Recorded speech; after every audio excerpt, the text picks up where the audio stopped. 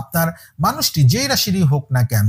যদি তার কাছে থার্ড পার্টি থেকে থাকে বা তৈরি হয়ে থাকে ইতিমধ্যে, তাহলে সে জুলাই মাসে সর্বক্ষণ কিভাবে আপনাকে এবং এই থার্ড পার্টির বিষয়টি ম্যানেজ করবে, আপনাকে সময় কমিয়ে দিবে, আপনার প্রতি তার আস্তে আস্তে দূরত্ব বাড়বে এবং থার্ড পার্টিকে সে সময় দিবে, ম্যানেজ করবে।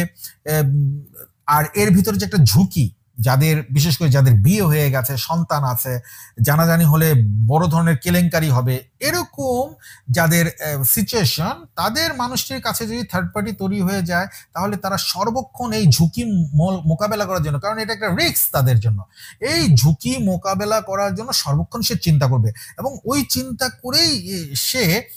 তার বেশিরভাগ সময়টি কাটিয়ে দিবে। তা নিয়ে কন্টিনিউয়াসলি সে ভেবে যাবে, আপনার প্রতি তার তেমন একটা নজর থাকবে না। অন্যদিকে কন্যা রাশির জাতক জাতিকাদের মানুষটি কর্কট রাশি, বৃশ্চিক রাশি, মীন রাশি, এই তিন রাশির যে কোনো একটি রাশি হলে